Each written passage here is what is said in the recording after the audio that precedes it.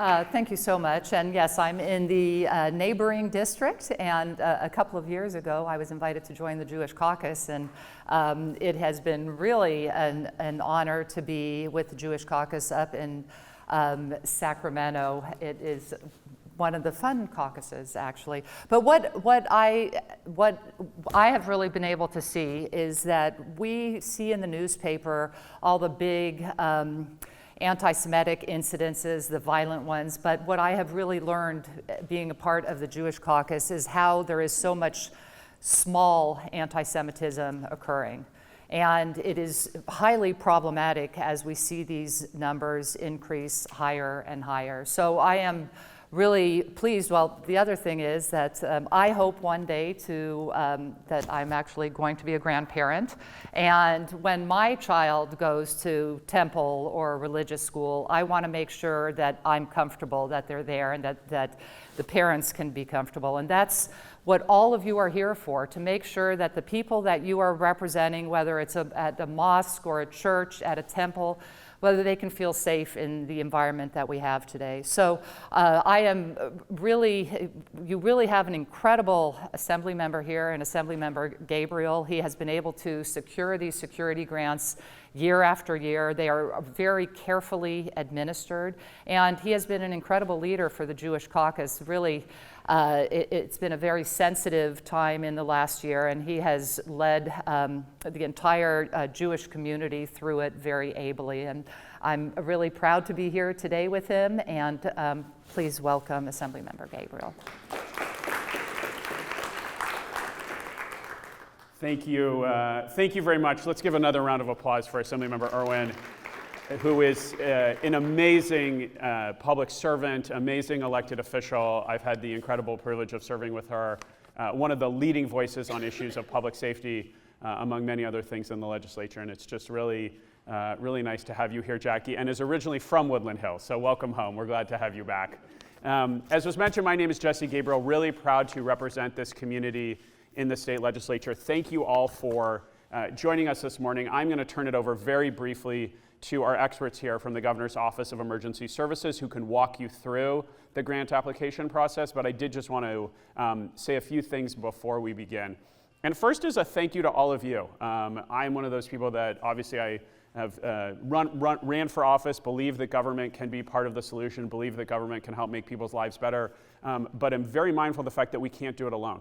And that we are ultimately have to work in partnership with the nonprofit sector, work in partnership with the faith community, work in partnership with the business community. And I know that all of you have devoted your lives to helping communities, to uplifting communities, to serving communities. And so I just want to say thank you. We're really, really grateful to the work that all of you do. And part of the reason for creating this grant program and administering this grant program and to fund all of you is to support the work that you do. Because we understand that one of the most powerful ways that we can help the people we serve is to help the organizations that are serving them. And so I want to thank Cal Nonprofits and all of the nonprofits that are represented here for the work that you are doing in your communities. As Assemblymember Irwin mentioned, the genesis of this for me was a very personal thing. Before I was elected to the legislature, served on the board of several nonprofits, including the Jewish Federation of Greater Los Angeles. And one of the things that I observed is how security costs were becoming an increasing burden on so many institutions and organizations in the community, and that while it was very personal to us in the Jewish community, mindful of the fact that our friends and neighbors in the Muslim community, in the Armenian community, the Black community, the immigrant community, the LGBTQ community, so many folks were facing similar threats, similar security concerns. And we were sitting around the table one day at this organization that I was part of, and people were talking about what we would do to raise more money to cover the increased costs of security, because we felt a responsibility to the community to protect the community, that people had to feel safe when they came to their house of worship, that they had to feel safe when they went to a community center. And I sort of had a different take on all that, which is I believe it is the responsibility of government to protect people. And the fact that there are people out there that are crazy or hateful or want to do harm to other people because of the way that they pray or who they love or how or the mission of their organization is unacceptable. And really, it should be the burden of government to step up and to protect people who are providing services. And so I had this crazy notion. I said, we should go to Sacramento and ask the government to be involved in this. And so many, as you know, so many nonprofits are operating on incredibly thin margins. And every dollar that you devote to security is a dollar that you're not using to feed the homeless or to take care of the people that you serve or to do all of the other incredible work that you do. So it just so happened that very shortly thereafter, I ended up running for the legislature and was elected. And one of the first bills that I introduced and had signed into law was to officially create the California State Nonprofit Security Grant Program. And we have grown it over time. We were very excited when I first did this as a volunteer. We got $500,000 in the state budget, and we were overjoyed by that. But what we quickly found is that this has become the most oversubscribed program, the most applied to program that is administered by the Office of Emergency Services. We know there is incredible demand, and so over the years, working through the Jewish Caucus, but also with our allies in other faith communities, with the LGBTQ Caucus, with others, to scale this up. And so 2 years ago in the budget, we're able to bring the amount up to $76 million that's available for this year, which is still not enough. It's an amazing step. Huge credit to the governor and the folks at Cal OUS for their leadership, but it is still not enough. And so this is an important program that we are deeply committed to. And so this is, all of you here are here for a very important part of the program, which is how do we get the money out to all of you? How do we get the money out to the organizations in the community that are doing the good work, that are serving folks? And that's what this is about. So we hope that this will be an informative opportunity for you. I know many of you have applied for this program before and have benefited from it, but to have the experts to walk you through the application process, we hope that you will share this information with people in your networks. One of the things that I feel so passionately about is that we get this information out as broadly as possible to the most diverse group of stakeholders. We have nonprofits across the state that are doing incredible work, that are facing security challenges, and people don't know about this. And so what I would just ask of all of you is at the same time that you're doing the work of applying for your organization or your institution, that you share this information with your partners in nonprofit service. So with that, I just want to take a moment to thank and acknowledge a few people. You heard from Jack, who put in a lot of work to put this together, but I also want to introduce Catherine Coddington, who's my district director here in the West San Fernando Valley. So any of you that are based in our district, need help with this or anything else, Catherine is at your service 24/7, 365, whatever you may need. And then I also wanted to introduce Roni Ayalon, who came down from Sacramento, who is our consultant for the Jewish Caucus. So I know we have a number of Jewish organizations in the room if any of you have questions or need help. Roni is also available whenever you may need assistance. So with that, thank you. Apologies for the little parking scare, nothing like that to get your blood flowing in the morning, but hopefully that woke you up and got you excited for this incredible presentation. And with that, let me just extend my very sincere thanks to the folks at Cal OUS who do the hard work of administering these grants, and I just want to thank you for your partnership over the past couple of years. It has just been a pleasure to work with all of you, and really appreciate the work that you do to help keep our community safe. I will put in a plug. Cal OUS are the folks that not only administer this, but every time there is a fire, every time there's a natural disaster, they're the first on the scene, helping to coordinate the response, did just exceptional work during the fires earlier this year. And I think our community owes them a great debt of gratitude. So help me welcome Matthew and Angela from Cal OUS. Thank you everybody for having us here today to be able to walk you guys through the application process and give you information. I do want to say, we are grateful to be part of this grant and to be managing this grant to help with support services for all the nonprofits. And I'm sure maybe some of the nonprofits are here today that we've communicated via email before. So we hope that this presentation gives you a good takeaway on how to complete these documents, and best of luck with the process. So I'll come down here so I can get started. Okay, so today's presentation is regarding the fiscal year 2025 California State Nonprofit Security Grant Program Application Workshop. So as Matt mentioned earlier, it's the state nonprofit security grant program, not the federal. And it's presented by the Cal OUS Infrastructure Protection Grants. So our agenda for today is we're gonna introduce the unit chiefs. We're gonna do the program overview.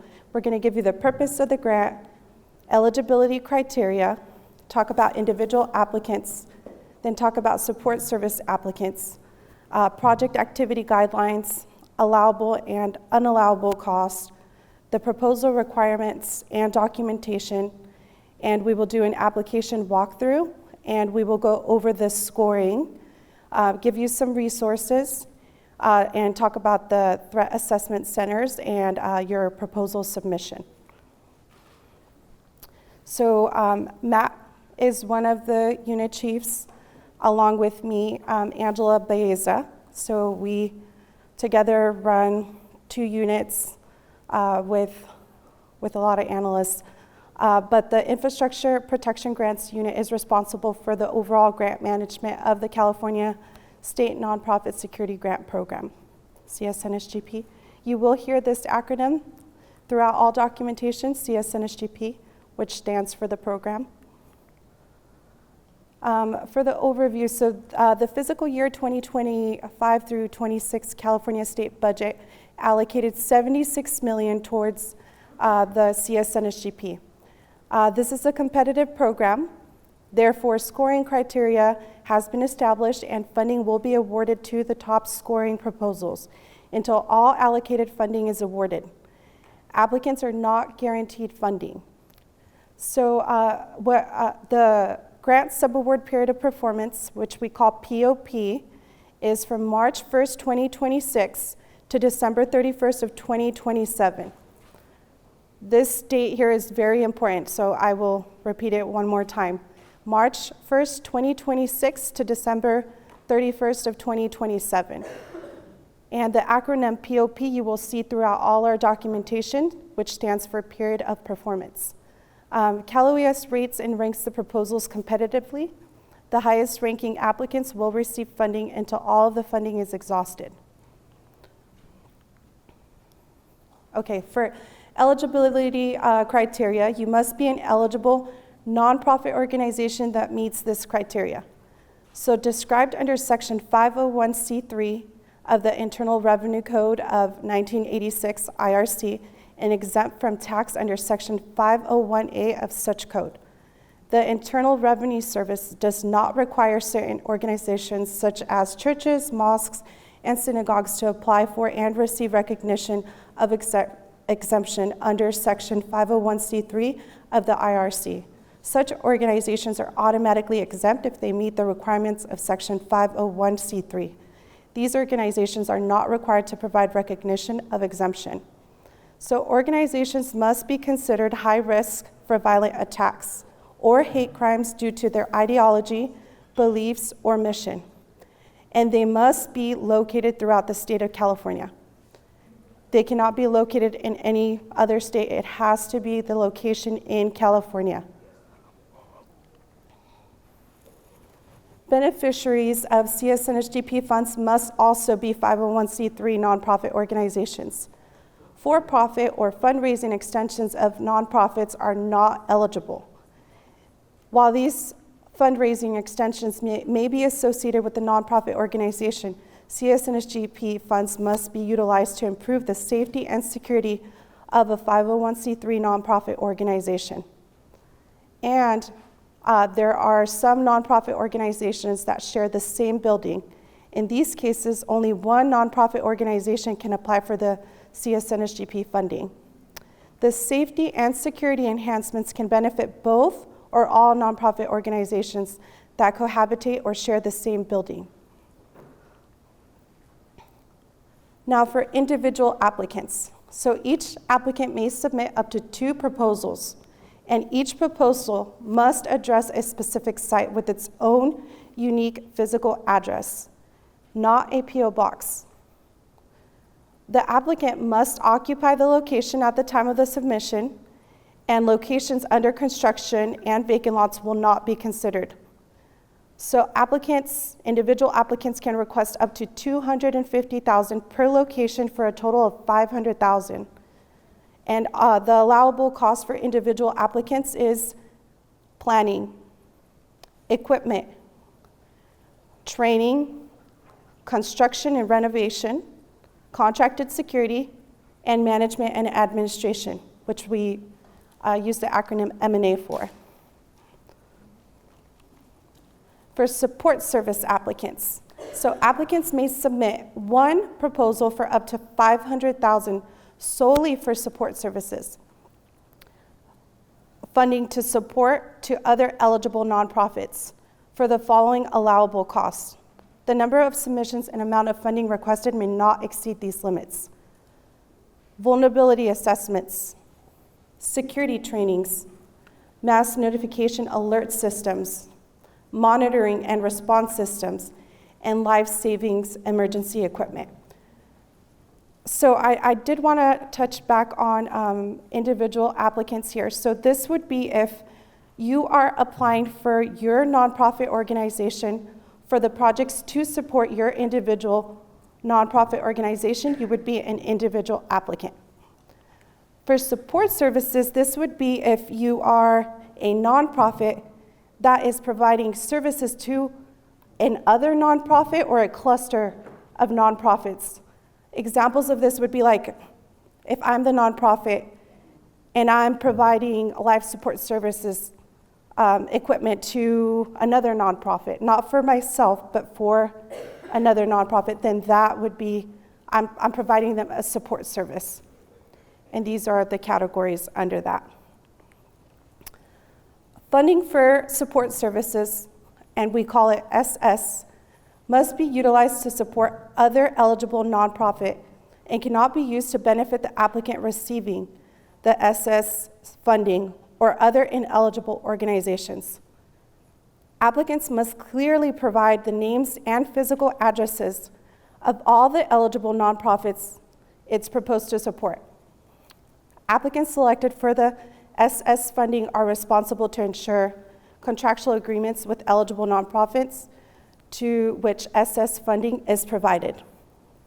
Applicants should only apply individually or as part of support service, so SS, but not both. Proposals submitted for both the individual and the SS support services funding will be deemed ineligible for individual funding.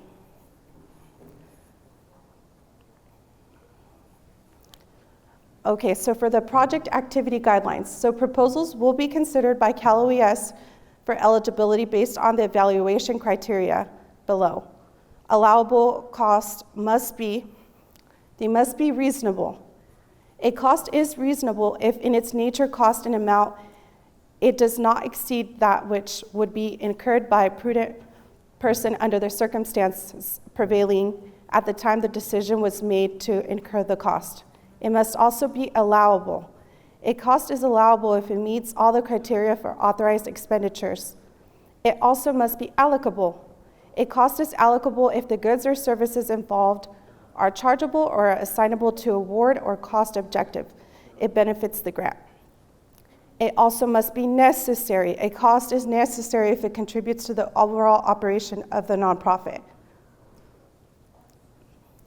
So here is a slide. I don't know if you guys want to take a screenshot of that, but this is for individual applicants. These are all the allowable categories that we do for projects. So the planning projects, equipment, we do training, construction or renovation, contracted security, management and administration.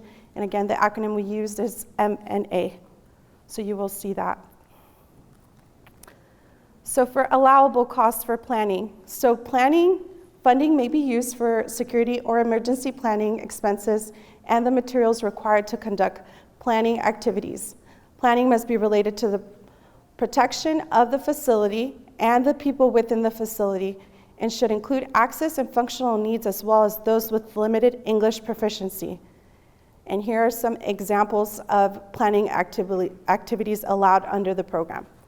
Development and enhancement of security plans and protocols, emergency contingency plans, evacuation and shelter place plans. And it's important here, travel, lodging, mileage, fuel, meals, backfill, overtime costs are not eligible under this grant. Allowable costs for equipment. Allowable costs must be focused on target hardening and physical security enhancements. Funding can be used for the acquisition and installation of security equipment on real property, including buildings and improvement that are owned or leased by the nonprofit organization, specifically in the prevention and protection against the risk of terrorist attacks. Examples of equipment allowed under this program include reinforced doors and gates, high-intensity lighting, alarm systems, inspection and screening systems, access control systems, and any other security enhancement that consists with the purpose of the CSNSGP and is identified in the organization's vulnerability assessment, the VA worksheet. You will hear this acronym again, so VA for vulnerability assessment. Another project that we see is fencing. That's another equipment project that we see with this grant. Allowable costs for training. Funding may be used for training-related costs and applied to the nonprofit's employees or members, congregants to receive on-site security training. Allowable training-related costs are limited to attendance fees for the training and related expenses such as materials and supplies. And with that, travel, lodging, mileage, fuel, meals, backfill, overtime costs are not eligible. Allowable costs for construction and renovation. Construction and renovation activities should be done in support of the target hardening activities, and it is limited to $100,000. Equipment installation is not considered construction or renovation. So if you're installing a fence and just doing the installation, that is not considered construction. All construction and renovation activities must comply with the applicable federal, state, and local laws and regulations. Applicants must provide a breakdown of the construction-related cost on the application form. So just another note in regards to construction and renovation, we get a lot of questions about this. So the example she gave, installation of equipment items is not considered construction and renovation, it's considered equipment. So if you have to install your equipment item, that's included in the cost for equipment. An example of a construction, let's say for example, you want to build a guard post. That's in service of target hardening activities. That's construction. Maybe you want to install a new gate, but you might need to maybe bring down a curve that may exist on your property already. Well, you need to, in order to properly install that gate, you need to do a renovation or maybe break down a barrier in order to effectuate a target hardening activity. That will be construction. Renovation. Let's say, for example, hey, we have a perimeter fence, but maybe there's a gap in one area. We want to install maybe some shrubbery in order to reduce visibility. You know, some bushes and things like that. Well, that's in service of target hardening. That's an example of a renovation project. So it has to be in service of target hardening, not just, hey, we want to make sure our facility looks better. So just to get some more clarification, has to be in service of target hardening, have a specific goal in mind. It can't just be, we want to build another room. What for? So that's something that's not going to be allowable, right? So that's not in service of target hardening activity. So let's make sure when people are applying, when organizations are applying for construction and renovation, they really have that in mind. It has to be in service of target hardening. Allowable costs for contracted security. So contracted security personnel are allowable under this program. The recipient must be able to sustain this capability in future years without the CSNSGP funding. CSNSGP funds may only be used to pay the wages of the contracted security personnel and may not be used to purchase equipment for contracted security personnel. Funding for contracted security cannot exceed 50% of the amount requested. So with contracted security, it's very important that they are contracted security and not internal personnel that is going to be acting as a security. It has to be a contracted security company that's providing the service. And it cannot exceed the 50% of the amount being requested. So if you are awarded $250,000, that would mean the max that could go towards your contracted security would be $125,000. Or did I $250,000, it would be $125,000 that you'd be able to use towards contracted security. And another allowable cost for M&A, which is the management and administration, organizations may use up to 5% of their award for the M&A purposes. So this includes paying staff or third-party contractors, consultants to assist with the management and administration of the CSNSGP funds. Examples of this is submitting required documents, cash requests, grant modifications, progress reports to Cal OES, organizing invoices and procurement documents, etc. Examples of what is not M&A are costs associated with designing, engineering, overseeing, or managing security projects. And so with the 5%, in that example of the $250,000, 5% of that would be $12,500, and that's all you would be able to allocate for this project. And here are some unallowable costs. Hiring of public safety personnel, like a police officer, a firefighter, or an EMT. General use expenditures, travel expenses, organizational operating expenses, overtime and backfill, initiatives that are unrelated to prevention and protection focused capabilities directed at identified facilities and or the surrounding communities. The development of risk vulnerability assessment models. Now this is only not allowable for the individual applicants, not for the support services. This is allowable. Initiatives in which government agencies are the beneficiary. Any expenses are incurred on your projects outside of the grant period of performance. So that period of performance, POP, which we said in the previous slides. And it's here again. So extensions, this is for extension requests. So extensions to the period of performance, which is from March 1st, 2026 to December 31st of 2027, identified in the subaward will be extremely limited and will only be considered through formal written requests with specific, reasonable, and compelling justifications that warrant an extension.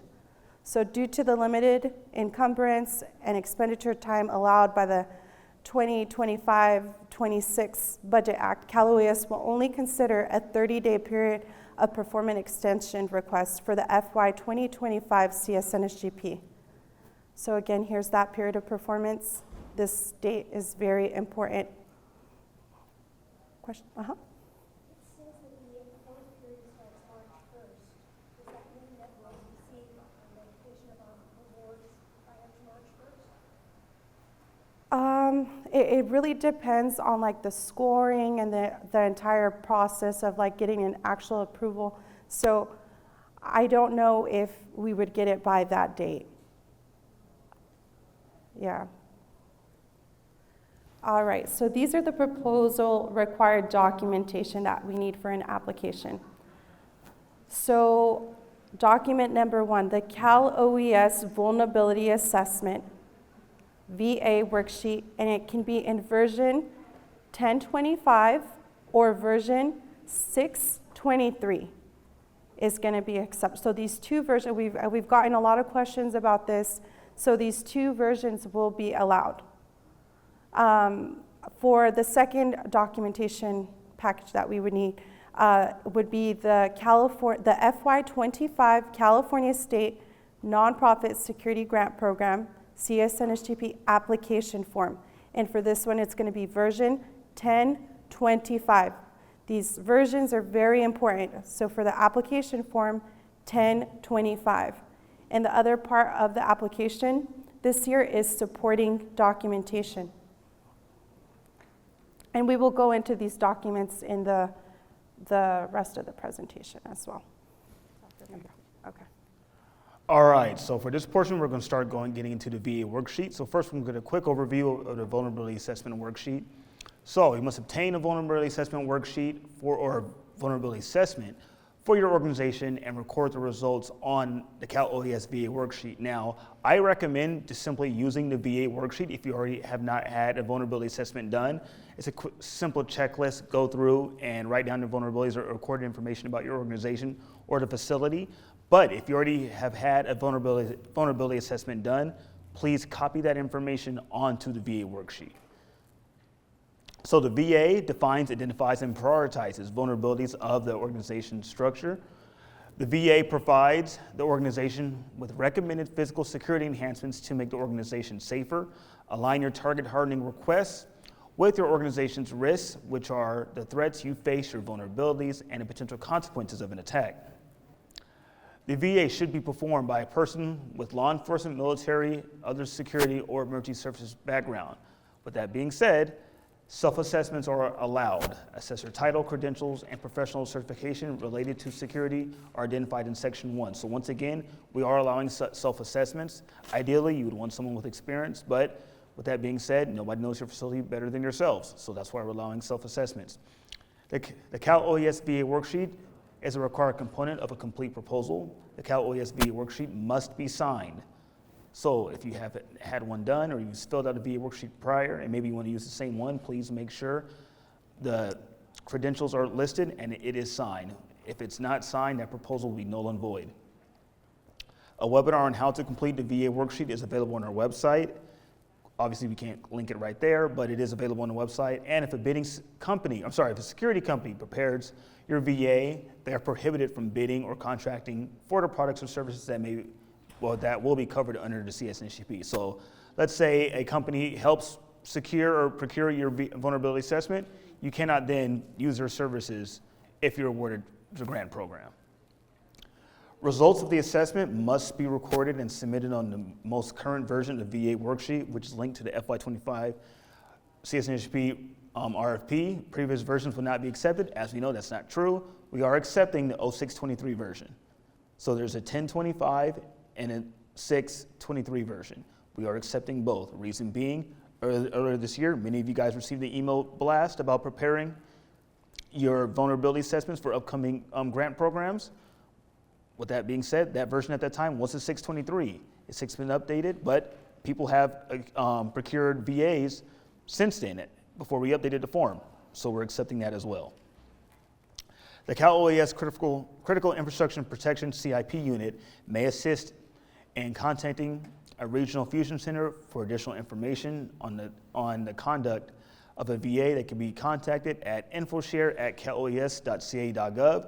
With that being said, I have a better email. Email address is va@caloes.ca.gov, and that will be referenced later.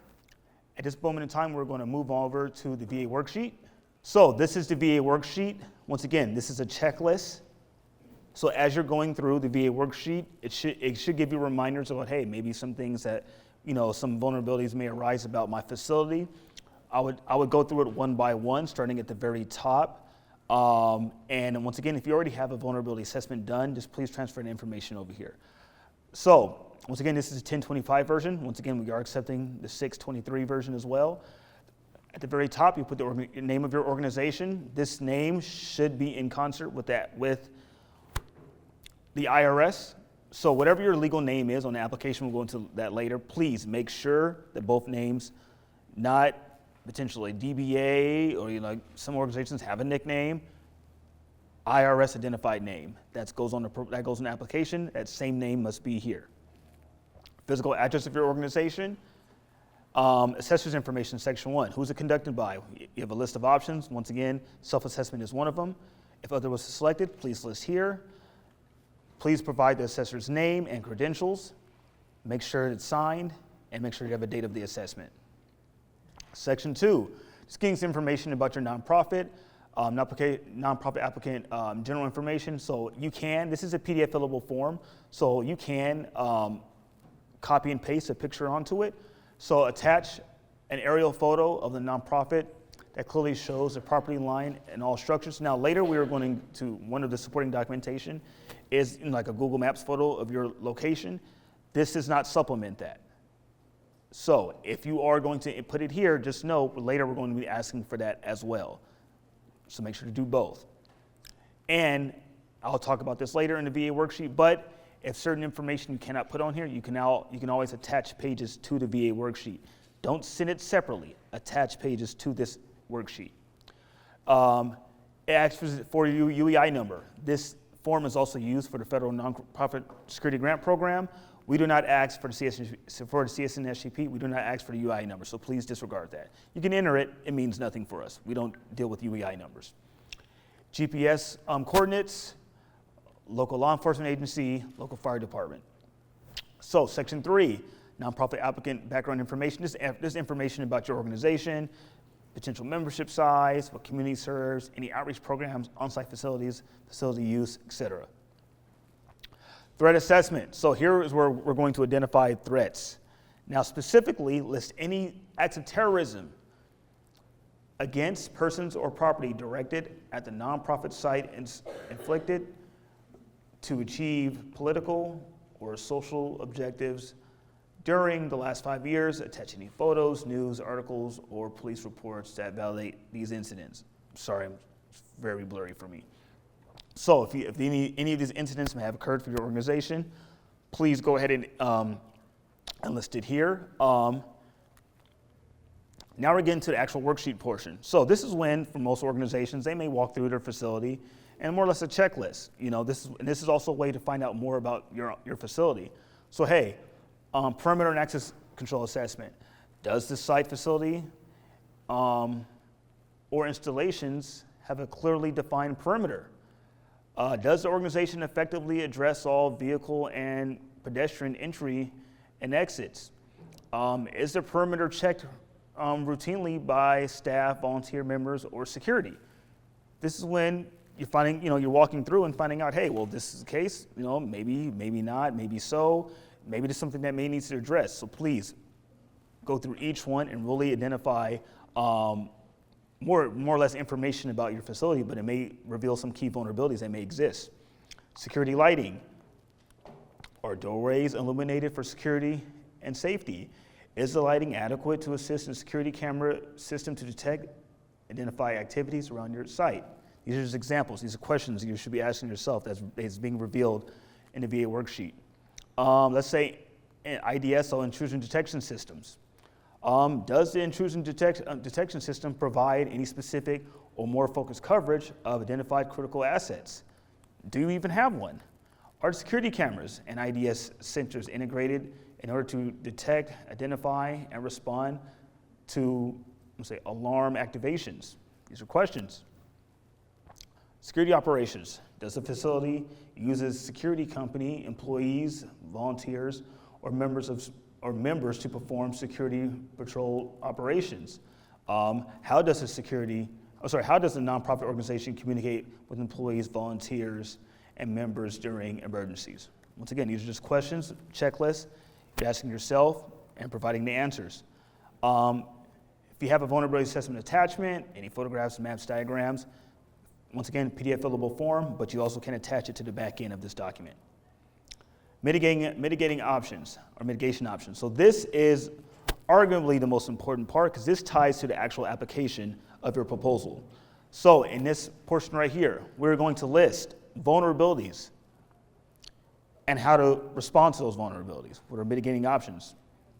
So you have a couple, another slide. So you have a couple spaces here. So for example, let's say I've identified a key vulnerability of my facility and say, hey, I have no perimeter, I have no actual physical perimeter that may deter maybe someone who I don't want, vagrant, anybody, from coming into my facility. Well, what's a potential mitigation option for that? Maybe I need a fence. Maybe I don't have a screening mechanism. Maybe, my nonprofit is a school, or maybe religious organization, and hey, I don't have a screening mechanism for anybody who may come in, right? And that's a key vulnerability, right? Well, what's a potential mitigating option? Hey, maybe I need a metal detector, whatever it may be, right? So we're looking at the vulnerabilities that exist, that we've identified, and now we're looking for allowable mitigating options to address those vulnerabilities. This ties in directly into the application because there's a portion of the application And what we're looking at, I think it's part of threat, right? Or risk, section 3. We want to tie these vulnerabilities, we want to see these listed in your application. We also want to, when we're looking at your application, looking at proposed projects, we're going to look, okay, well, are these proposed projects, which are mitigating options, was this listed in the VA worksheet? And was this substantiated by an acceptable vulnerability? We're going to look at that. So this part in particular ties into the actual application. After that, so this is the end of the document. More space. Once again, if you want to attach other things to it, please do. But with that being said, outside of police reports to substantiate maybe further up that had threats, aerial photos, maps, that will be considered. That's actually in the VA worksheet. Anything else, like for example, or police reports, things like that. But let's say, for example, a vulnerability assessment. We're not going to look at that. You can attach it, but we're looking at that. Hopefully that information was put on to the VA worksheet, was entered in those fields. So when we see vulnerability assessments, we're not going to look at that. We're only looking at the information that's on the VA worksheet. Hopefully the information was transferred over. All right, can we go back to the presentation, please? All right, so vulnerability assessments. So the current requirement is the worksheet. Vulnerability assessments worksheet purpose, it's a tool to support completion of the application or investment justification. Investment justification is just another word we use, but it's for the purpose of CSNHP is the application. It is a worksheet, so please utilize it in that capacity. It's not a comprehensive security checklist, and it is not scored. So yes, we do reference it for the application, but we do not score the VA worksheet. We only score the application, and we'll do a breakdown about that later. So one part of a complete risk assessment, it's a wider sense, vulnerability specific to an act of terrorism that support your organization's security program, narrow scale, vulnerabilities in areas allowable under the grant, and used by your organization to better understand security. Do not discount the power of initial self-assessment. So once again, we care about self-assessments. Nobody knows more about your facility than you. Vulnerability assessments may be conducted in a variety of ways. Who or how the assessment was conducted is not reviewed. You may use the worksheet to directly record observations or transfer information to it from another source, once again, such as a report, briefing, insurance document, business impact analysis, etc. But mostly that is simply a vulnerability assessment that was done previously. Here are some resources. We have CISA, Protecting House of Worship. We have Secret Service National Threat Assessment Center and FEMA Guide. Obviously, you can't click on these right now, but please, I'll hold on for 30 seconds to take pictures. Or if you have to write this long URLs, please don't do that, just take a picture. So, in regards to this presentation, we are posting it hopefully by the end of today. Look for the next couple days. It should already be posted, but we're looking to post that. All right, and here's some resources for State Threat Assessment Center. Critical infrastructure protection, points of contact, once again, the best email would be to va@caloes.ca.gov. We also have a CIP phone line. Once again, this is our critical infrastructure protection unit, and their phone line is 1-888-788-7983. So once again, va@caloes.ca.gov. They'll help you with receiving resources or direct you to resources regarding getting your VAs in or conducting your VAs. I also have a phone line you can use as well. That's 1-888-788-7983. All right, so we're starting to get into the application form. So the CSNHP application form is a PDF fillable form that Cal OES uses to score and rank each application. It should be consistent with the Cal OES VA worksheet. This establishes the target hardening projects, timeline, and milestones for completion. So now we're going to go over the application form. So section 1, applicant information. So here are some of the highlighted fields. So is this application submitted for SS funding? So there is an option at top. If yes, select yes. Then a list of nonprofit information that you propose to support on page 2 will become available. If not, select the no box. So the first thing is this for SS funding? Yes, select yes. There are some, we'll go over this later, but there's some portions of the actual application that will block out that are not relevant for SS individuals or SS applications or proposals. If no, same thing will happen. legal name of the organization, as indicated by the IRS. It's tied to your FEIN number if you're utilizing one. Please use the legal name of your organization. DBAs, nicknames, trust us. Trust me, use the legal name. Much easier for everybody. FEIN number. So applicants must provide their individual FEIN number. Applicants that utilize a parent organization's FEIN number must submit a letter on official letterhead from the parent organization authorizing the applicant to use their FEIN number. So this is new in compared to previous grant years. Please provide your FEIN number. If you're utilizing another FEIN number, you need to submit, we'll go to this later with supporting documentation, you need to submit basically a letter saying, hey, we're authorizing this organization to utilize our FEIN number. Physical addresses of the project locations. Is the building owned or leased? So if leasing, do you have the owner's permission to make proposed security enhancements?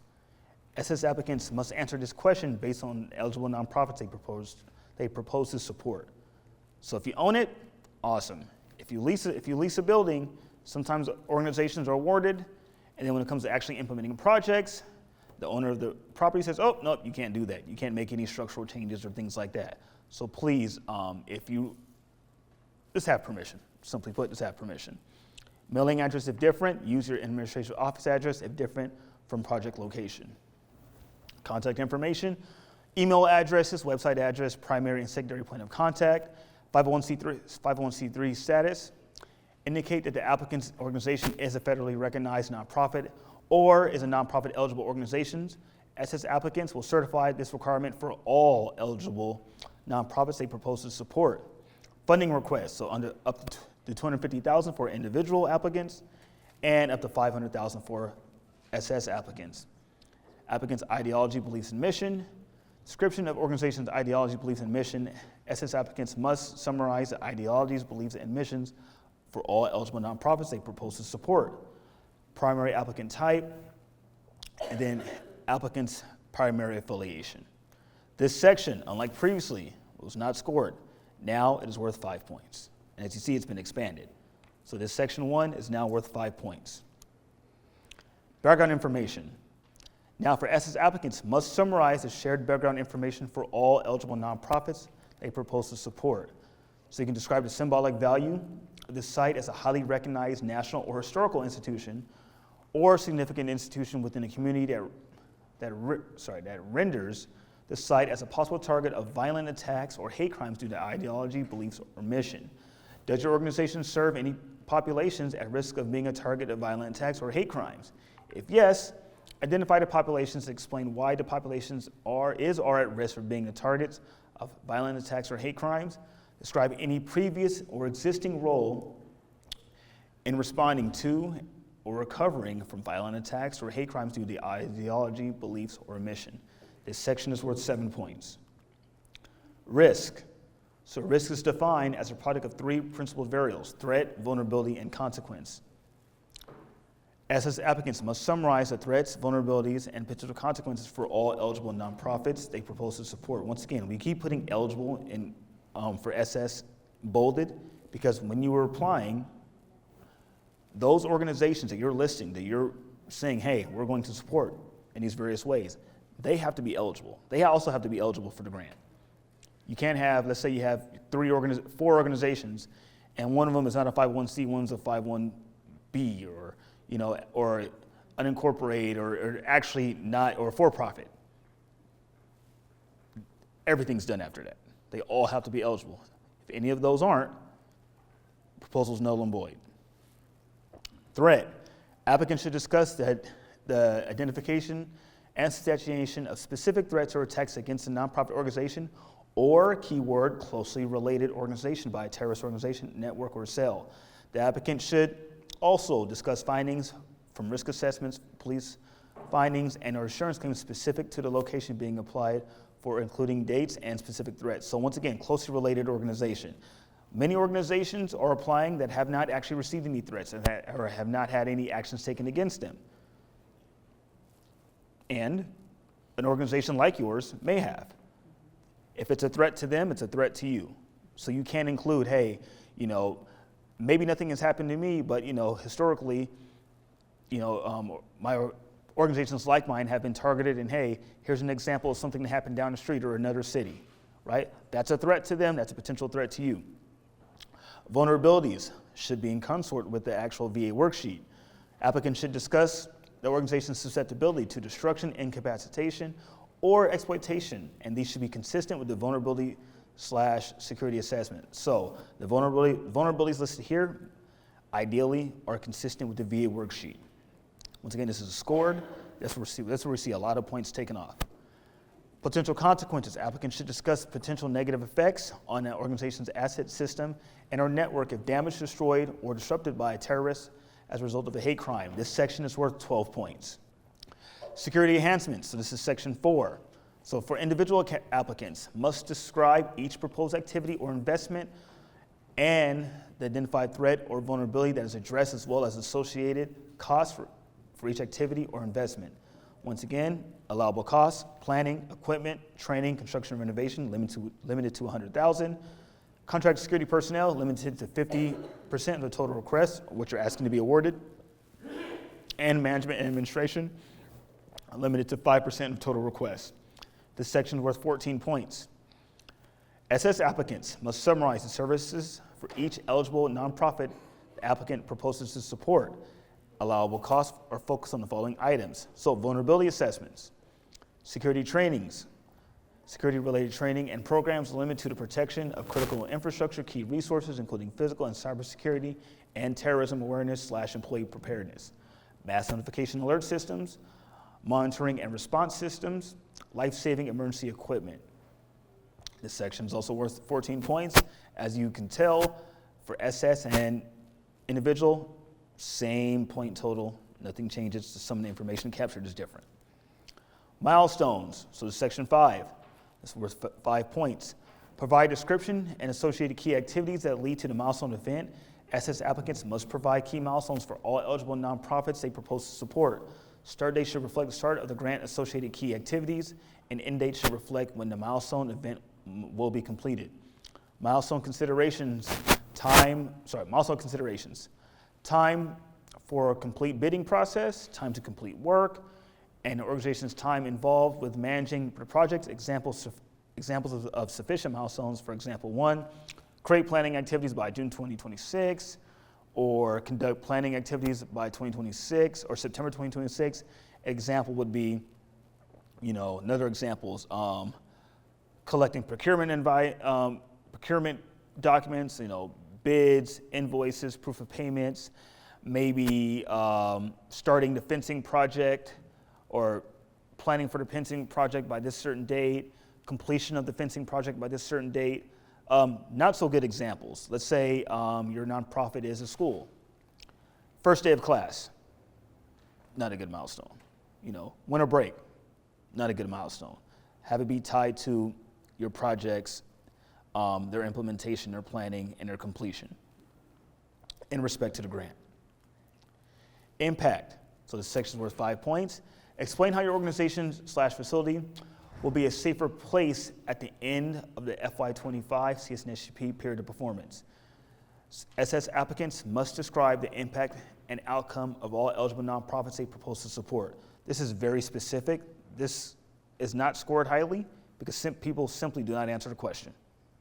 Once again, explain how your organization/facility will be a safer place at the end of the period of performance due to the grant program. Simply put. Funding history, so prior funding, if the nonprofit organization has received an SGP, that's a federal NSGP program, or a CSNSGP, state funded. In the past, provide the funding source, funding year, and total funding received. CalES will verify and confirm the information provided by the applicant in the section. This is not scored, we're just capturing information. And finally, the application certification as an employee, a volunteer, or a person that has been hired by the nonprofit organization certifies that they are authorized to apply on behalf of the nonprofit. We're looking into this. There's been many times in which proposals have been submitted and organizations have been funded, and they have no idea. Happens all the time. Sometimes there are bad actors out there. So please make sure that whoever's submitting this application or this proposal in general, but specifically on this application, is authorized to do so. Now, at this moment in time, can we bring up the actual application? So, quick little overview. Now, if you click, now for example, it says at the very top, it's kind of blurry, is this application submitted for support services funding? Click yes. Scroll, and we go down to, it's not allowing me to go to the next page. All right. What about you? Maybe we shouldn't have clicked that. All right, so don't click, can you click out of it and do it again?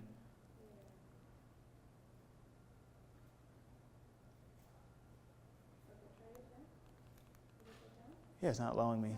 Okay, let's go to the next page. Can you try to go to the next page? So page 2, go up top. So highlight the fields up top, higher, next page.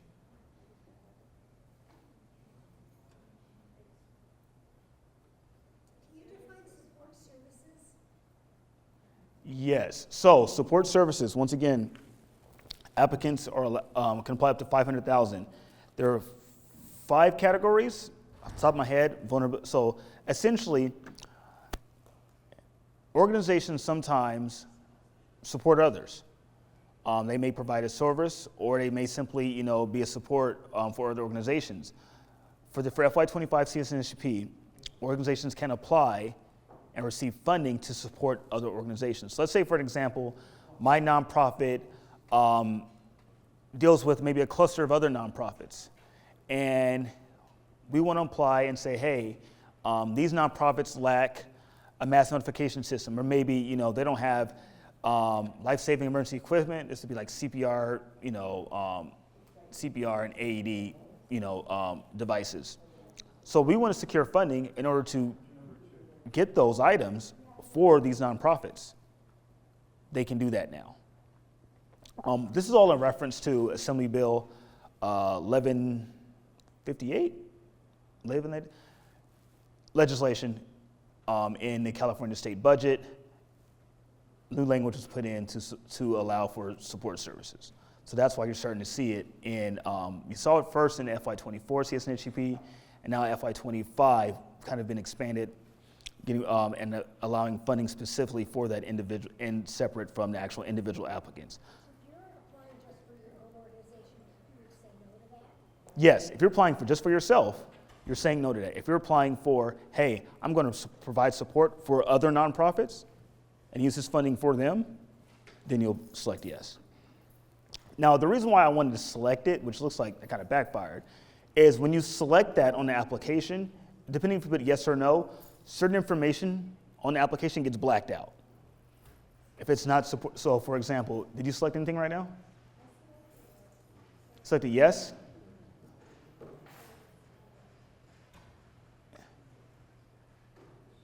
Did the second page not come up? Go up. What about page 2? Or no?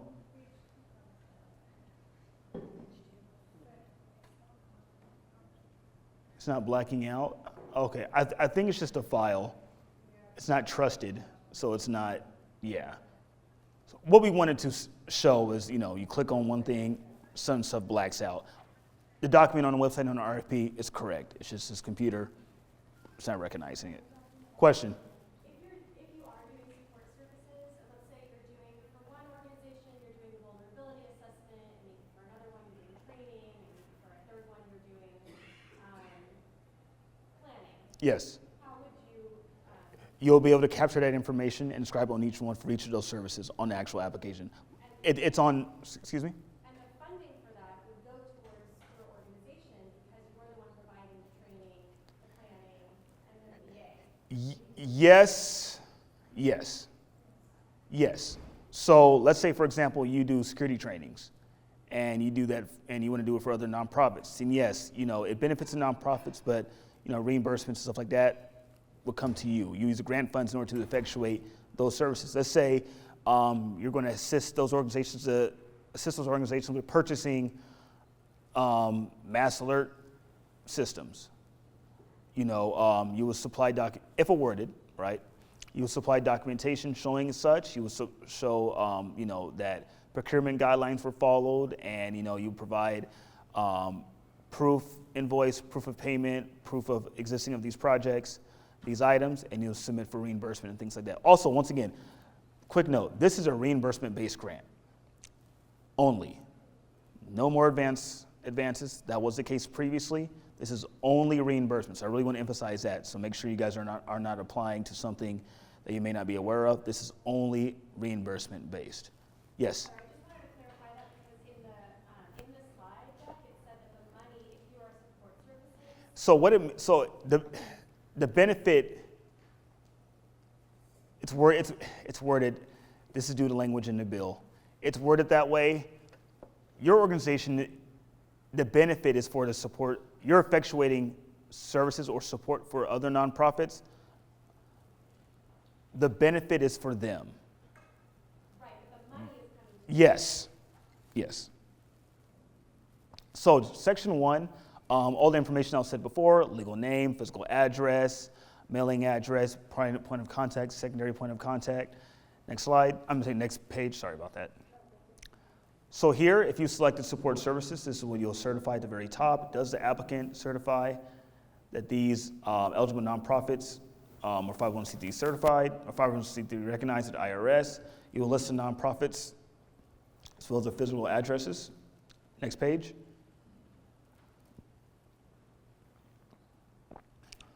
Continue with section 1. Provide a description, applicant's ideology, beliefs or mission, primary applicant type, primary affiliation. Would you fill that page out multiple times if you're in SS with multiple? For support services, you're capturing information for all of them. So you're summarizing all of them in those fields. Okay. Background, I'm not going to read through these again, but here are the fields in which you will go ahead and put the information. So once again, for SS applicants, we put that up top. You're summarizing for all your proposed nonprofits you're looking to support. So for example, symbolic value, serve any populations that are at risk, any previous or existing role in recovering and responding to attacks. Section 3, risks, says 3 portions: threats, vulnerabilities, potential consequences. Once again, for threat, even though your organization may not have had any experiences, if it happened to another organization that's like yours, you can still capture that information, because if it's a threat to them, it's a threat to you. Vulnerabilities must be consistent with the VA worksheet, and potential consequences go all out.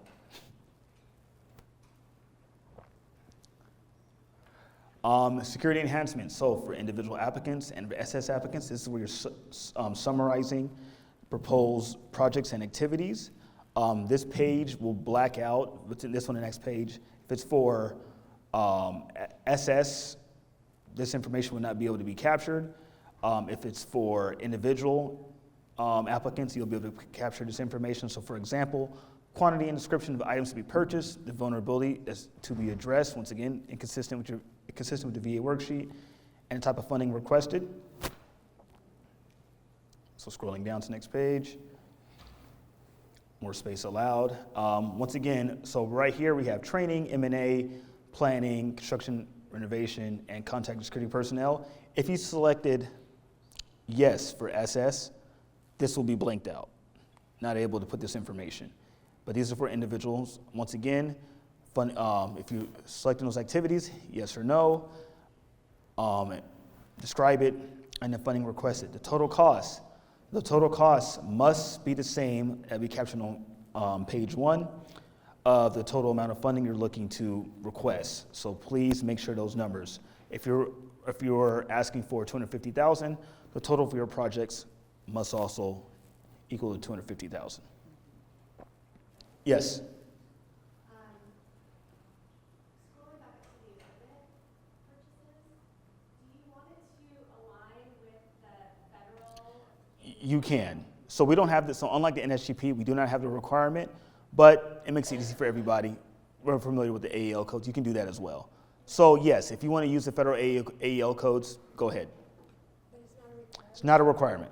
For NSGP it is, for us it's not, but you still can use it that way. If you're used to that, go ahead. Because then how do nonprofits know what's an eligible expense? So, and this is the difference between the both grant programs.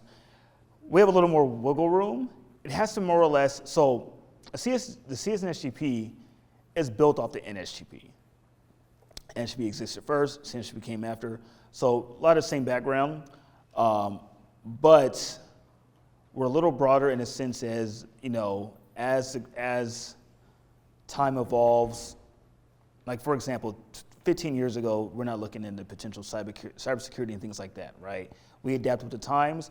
As long, it has to fit the federal AL codes are a good starting place. It has to fit the overall mission of the CSNSGP. So you have to ask yourself, hey, is this proposed activity, is this protected against, violence or terrorism? Is it gonna help protect my facility? If the answer is no, or it can be interpreted as no, don't put it on here. We're not as rigid as the NSGP to where it has to be, so every project has to be specifically tied to an AEL code. Next one. So milestones, and then we have impact at the end.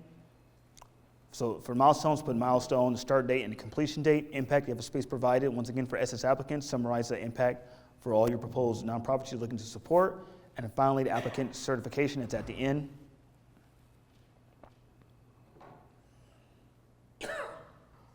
Oh, I'm sorry, funding history, and then applicant information, application certification at the end. Scroll down.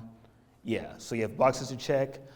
Check if your organization is willing to accept less than the full amount. So let's say, so when we're deciding on awardees after scoring, we go through the whole pot, highest to lowest on the scores. Per the RFP, we're only accepting scores over 40, but we're going from the highest scores and the amount funding. But let's say for an example, your organization is potential last to be funded, and you ask for 250,000, but maybe there's only 150 left. Well, if you didn't select, you're able, you're willing to accept less, we're gonna skip over and go to the next one. So when in doubt, just select that. Some money is better than none. I have a question about milestones, but would you like me to hold it to the very end? Yeah. Should I ask it? Okay. Yeah. Certified information provided is accurate and complete. Certified that I am employee, volunteer, aforementioned nonprofit. Basically, I have permission to submit this. Once again, please make sure you're aware of who's submitting these. We have far too many that are submitted by people who the organization does not even know about. Unfortunately, there are bad actors. All right, head back to the application, or to the presentation, please. All right, so this is a competitive grant process, meaning that your applications will be ranked in comparison to all other applications received. Important considerations: completeness of the application to include all required documents, associated vulnerabilities, risks with location, verification of supporting documentation, which we're about to go over. Does your requested target hardening equipment correlate with your vulnerability assessment worksheet? What is the symbolic / social importance of your site as a possible target? I'm sorry, looks like people were taking pictures of that. I'll go ahead and linger on that for a while. All right. Application scoring, this is also in the RFP as well that was sent out. Funding will be awarded to the highest ranked proposals, evaluation of proposals based on 6 scoring criteria totaling 48 points. And also, we're not scoring funding history, and for the purposes of ranked scoring, we're only considering applications with a score of 40 or more. So, supporting documents. So, in addition to the VA worksheet and application, you will also have to submit supporting documentation, at least 2. Other 2 may depend on your organization. So, own or lease location. So applicants are required to provide proof of ownership or lease agreement of the physical addresses of the location, which may include either current utility bill, deed, title, property tax bill, mortgage statement, or lease rental agreement. If leasing, provide a letter, an official letterhead from the landlord, or owner, providing permission to install security enhancements at the location. This is new. The reason why it's new, because the organizations will apply, they will be awarded. Sometimes the organization may not know about the actual application or the award, and many times they don't have permission to actually implement any projects. Yes. Would an SS applicant need that letter from? Yes. Right? Okay. The SS, so this also applies to the SS applicants, and you will need that for all nonprofits you're looking to support. Multi-level usage or building or dual usage location, so this is if applicable. So some nonprofits occupy the same space or occupy space in multi-level buildings or in a location meant for dual use, including high-rise buildings or a part of a residential building. While safety and security enhancements may be needed, nonprofit organizations in these types of locations must provide justification to adequately illustrate the reasonableness of such enhancements at these locations. This may not be applicable to all applicants, to all organizations. That's why it says if applicable. If this applies to you, please provide this. The owner lease location supporting document, that is required. That's for everybody. Google map or a footprint of your facility. This does not replace what was provided in the VA worksheet. Applicants are required to provide a Google map and a footprint of their facility. This must include square footage of their facility.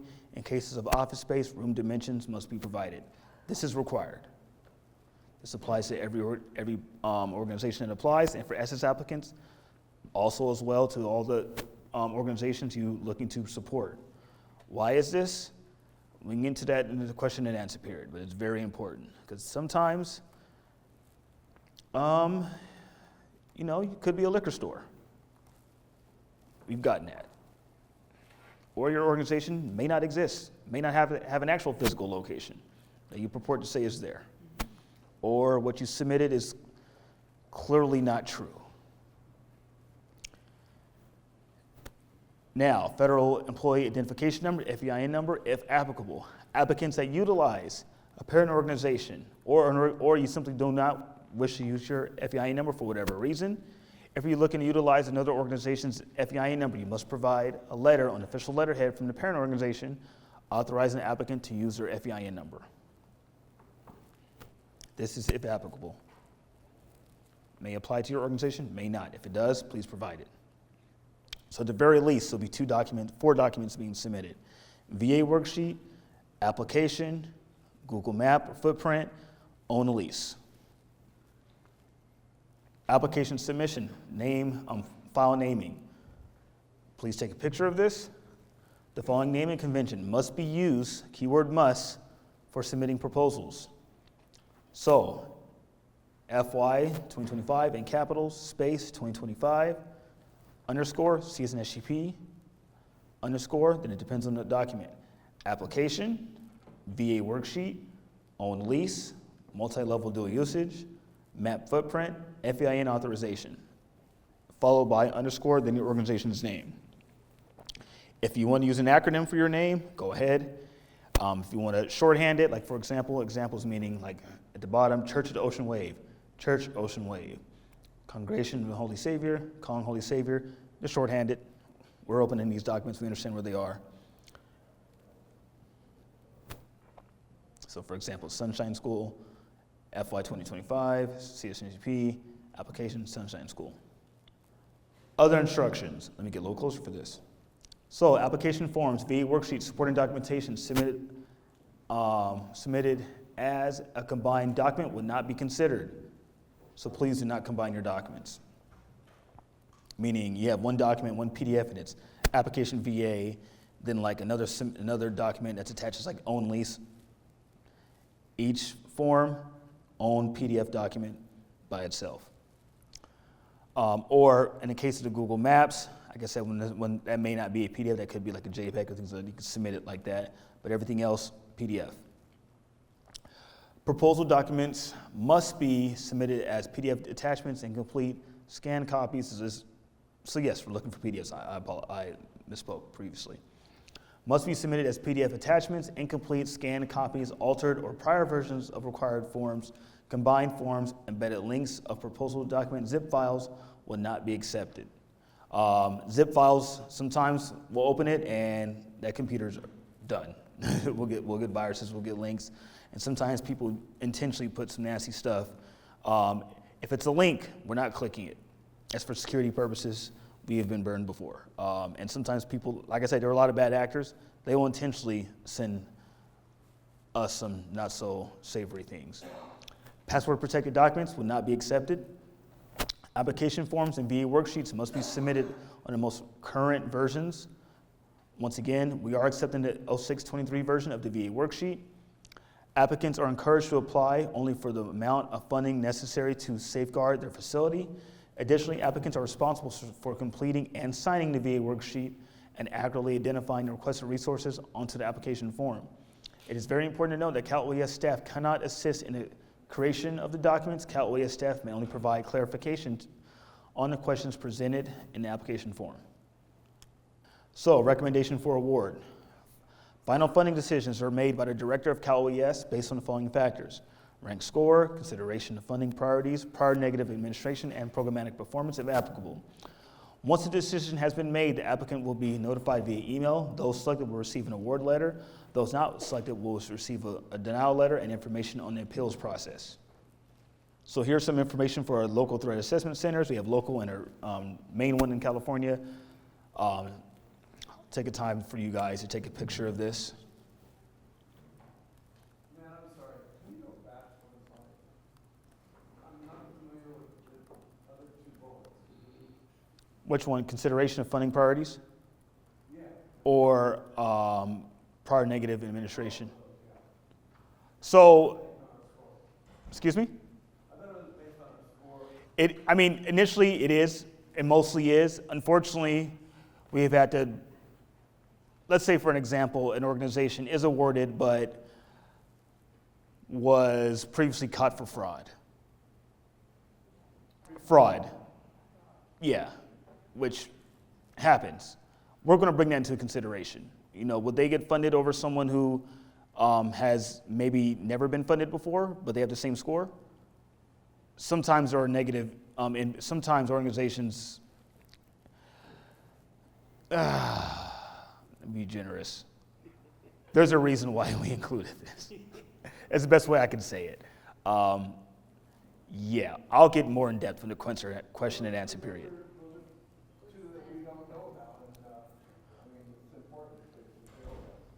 Well, I mean, so consideration of funding priorities. Is this in line with the CS and SGP? You can receive a higher score, and you know your organization may not be a threat at all, or maybe the proposed projects are unreasonable based on what we've assessed by looking at their proposal in the VA worksheet. You know, you can fill out a great application, but you have your facility is a suite in the high rise, the size of myself to this gentleman to back there, and you want 5 LED lights in that one office space, 5 metal detectors, and 10 cameras. We're taking that into consideration, and that's a real example. Proposal submission. So the proposals consist of Cal OES vulnerability assessment worksheet. Once again, we're accepting the 0623 version, the application form, 1025 version, and supporting documentation. 1 email, at least 4 attachments with the naming convention, PDF format. 1 email, at least 4 attachments, naming conventions. The proposal must be received electronically no later than 11:59 p.m. Pacific on Friday, December 12, 2025 to caloes.ca.gov. Proposals submitted after this time and date or submitted to any other email address will not be considered. And here's I'll be up at 11:59. I'll be up at 12. Please do not wait to that time to submit your proposal, and here's the reason why. In the RFP, it's when we receive, not when you send it. You could send it at 11:59, and because of things, we will receive it at 12:02. It will be not considered. We received 1,600 proposals in FY24. 1,300 came within the last 8 hours. All right, so that is it for our presentation for it. At this moment in time, allow for 5 minutes for you guys to gather your questions. We're going to collect for the questions. I'm going to bring them up here. I'm going to read, and then we will take about 20 minutes or so to answer the questions. Yes. So in supporting documents, it says if you own or lease. If you own it, just the utility bill should be Yes. sufficient? Yes. While you guys are writing, I'm going to go in a little spiel that may even answer some of the questions. This is privy to, once again, thank you guys for coming today. This is the benefit of us, individuals being in person. Now, in regards to the CSNSGP, specifically, as you saw, we made a lot of changes. In regards to the funding, a lot of that is, or pretty much all of it is due to the spending bill. It's due to the spending bill, or funding, language that was included in the bill. Also, a lot of it practical-wise, was due to what we see a lot. I've given some hints about things like fraud. There are organizations that have been awarded that do not exist. There have been organizations that have been awarded that have $250 worth of proposed projects for a space the size of a bathroom, in which 10 cameras exist in there. Sounds like something's going on. There have been organizations that have been awarded that did not know they submitted a proposal. There have been bad actors that submitted proposals on behalf of 20 organizations, in which none of those organizations knew that made them maybe potentially ineligible for other things, or that were awarded and had same projects as maybe the federal NSGP, and had issues with that because someone submitted an application and was awarded for the CSNSGP, and bad actor. Now we are 100% aware, and trust me, we try to avoid this, that the announcement for the CSNSGP and NSGP came out the exact same day, the exact same time. We get a lot of questions asked, well, hey, what should I apply for? And I understand information was provided during maybe the webinars for NSGP that may not be in line with what I'm about to say. We understand that organizations are going to maximize their opportunities. They're going to apply for both because they don't know if they're going to get funded. Smart, I would do the exact same thing. Please just be aware that if your organization is funded and they're awarded for both grant programs, both funding pots, both grant programs cannot be used for the same project. It's only if you're awarded. Now you can apply for both. I expect most to. I expect many organizations to apply for both. If awarded for both, we cannot use the same funding. One's through federal, FEMA, one's through California State, cannot be used for the same projects. So if awarded, just know, if you fall in this category, just know you might have to do some amendments, modifications later on to go ahead. Yes? So it is your recommendation that you apply separate? I'm not going to recommend that. What I'm saying is if awarded for both, be aware that you cannot use both pots on the same projects. You can use one pot for one project and one grant program for a different project. But you can have an adjustment to get the. Yes, and now typically I expect that to happen. Hey, we didn't know we were going to be awarded for both. Now we are. We're going to have to do some modifications / amendments to kind of move stuff around to make sure funds aren't being used for the same project. Based on reimbursement? Yes, it's reimbursement. So how do you completely change everything? You can, so let's say, for example, I apply for both programs and I have contract security, fencing, and security cameras for both. I'm awarded for both. Well, maybe, for CSNSGP, hey, I want to do maybe a modification, or it'll be, actually it's called amendment now, because now we're in the Grant Central system. That's a whole other story. So now I'm going to do an amendment, and say, hey, well, fencing and contractor security, I'm gonna use all my awarded funds for CSNHP. And maybe, what I say, security cameras for, now I'm gonna use all the funds for that. And maybe I wanna include maybe a little more cameras now. It just depends. Specific to the allocation for security guards, That could be a little different. you can't get them, if you apply for both grants and it's 100,000 for one, 100,000 for the other, and your costs exceed 200,000. Yes. Here's what you would do in that capacity.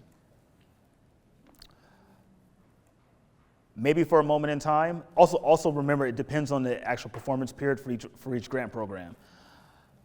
From March to July, CSNHP. July ongoing, NSGP.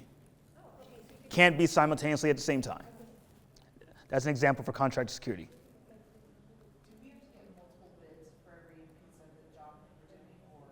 So I'll speak on the CSNHP. If awarded, yes. If the project is over $10,000 to $1, you have to comply with 2 CFR, which is federal procurement guidelines, at least 2 bids. So if it's under $10,000 to $1, no. Over $10,000 to $1, yes, you have to get at least 2 bids or quotes. Now, yes. I was confused in your presentation. You have a VA from, for instance, the Youth Federation does their vulnerability assessments, large institutions. Do you not submit that as documentation? You just take that information and you put it on the VA? Yeah, because we're only considering what's on the actual VA worksheet. So you can attach it to the end. We're not going to look at it. Hopefully that information that was captured on there is, to the best of your ability, brought onto the VA worksheet and expressed there. So that VA worksheet has to be signed. By us or by? The assessor, whoever did it. And we will take an electronic signature as well. So we have to get their signature on our document? Yes, so you have to put, they have exactly, because remember, you're also putting their name and listing who the assessor was. So you also have to get their signature as well. Which is why we're accepting the 623, because when we sent out that memo for everybody to get their VAs prepared, well, the 1025 version didn't exist yet.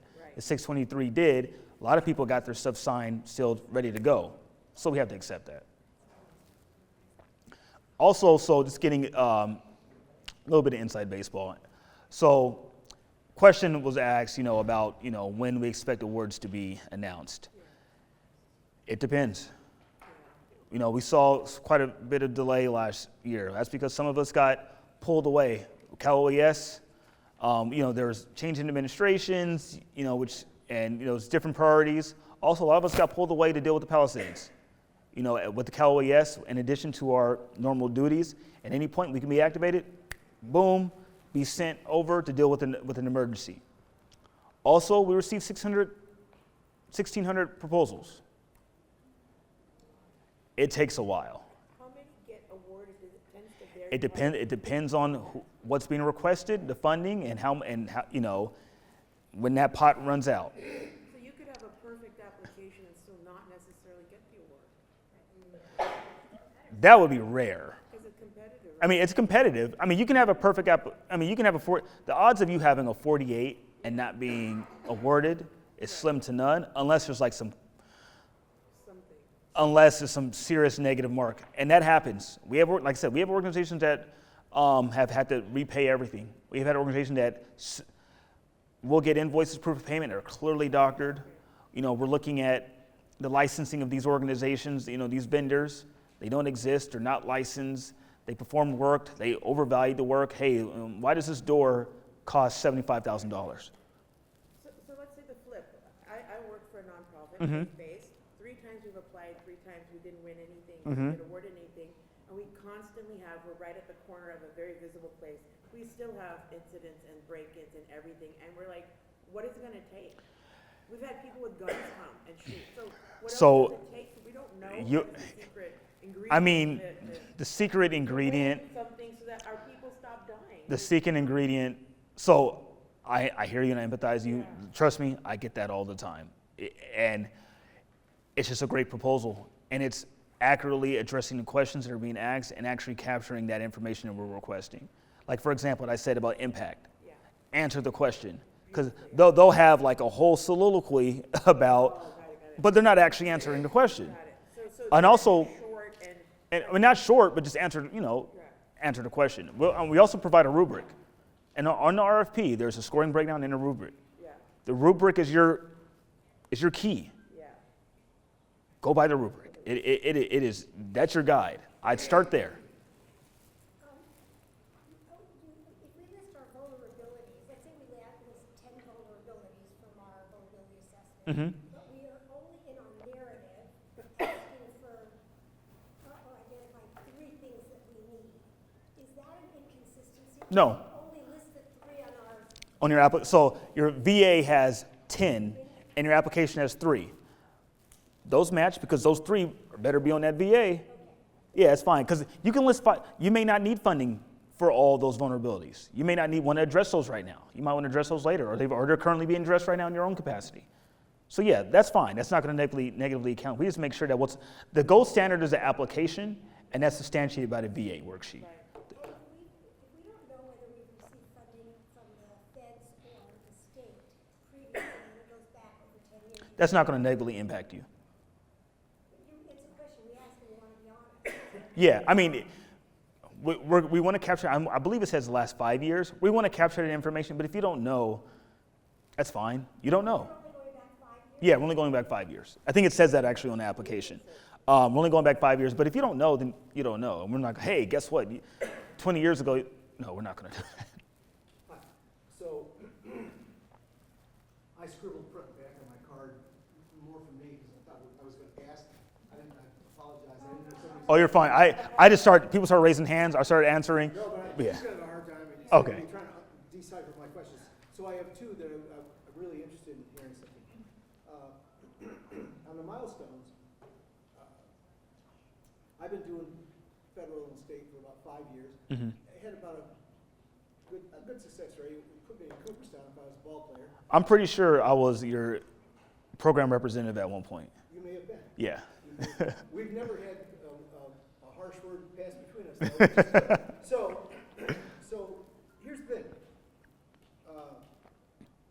I use a very formulaic approach to my milestone section, and I've used it on each and every grant that I've submitted, federal and state, breezed through until one time recently where there's two raters and one of them dinged me a point.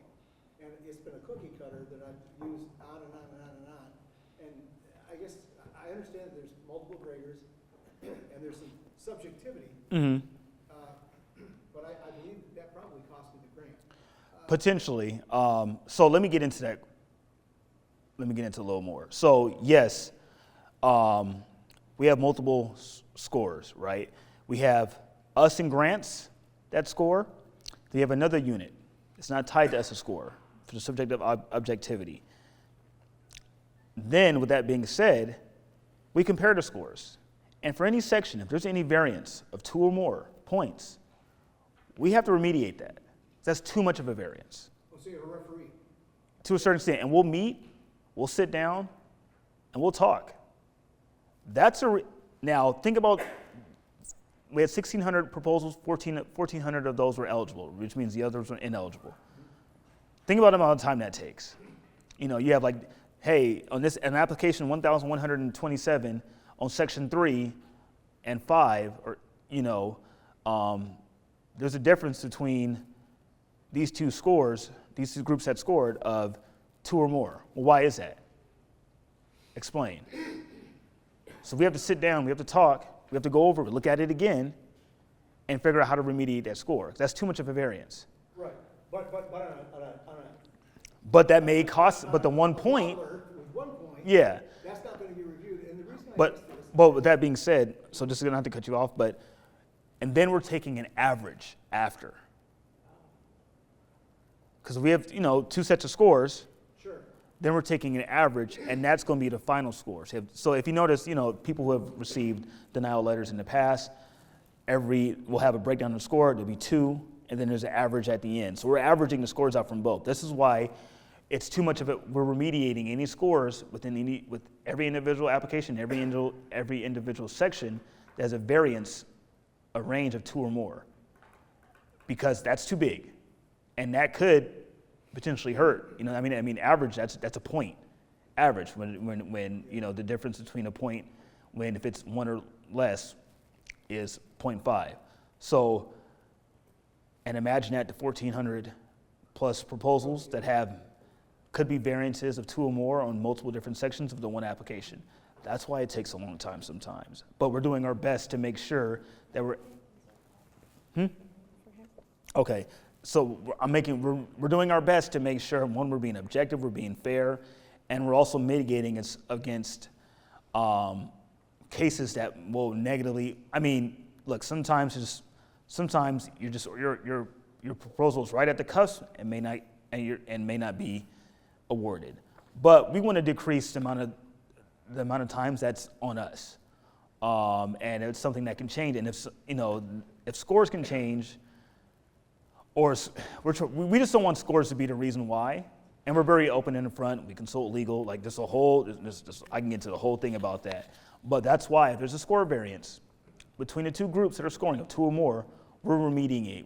We're making sure it's 1 or less, and we're going to review that. We're going to review that. We're going to go talk about it, and we want to make sure that we're accurately giving the most fair score we could possibly do. But yes, there is some subjectivity involved sometimes. I mean, not sometimes, all the time, right? We have human scoring. This isn't AI or robots. No, this is us scoring, but that's why we have different teams score, just so it's not up to just one team, one sole arbiter of your final score. It is, we get multiple eyes looking at it, and then if there's any issues, we're going to remediate those scores. Yeah, I didn't file a protest because I felt like it would cast me in a bad light because I represent a diocese that has lots of needs. So I didn't want to follow up and create a problem for the future. But after having written so many of these and having a long $750 million professional career in construction, I knew I was right, but I just let it go. Yeah. The other thing, and this is a touchy one, that these post 9/11 grants were crafted in response to terror attacks, and then later on we started hearing about hate crimes. Right. But the problem that I and probably many people in this room have is that much of the threat that exists to our facilities probably wouldn't come from a jihadist or somebody wearing a white hood over their head, but most of the problems come from people that wander in and out, and we recognize them as vagrants or homeless or thieves, and it's a real threat, especially when you're dealing with kids. So our kids are at risk at these places. How do you square that circle? So it's.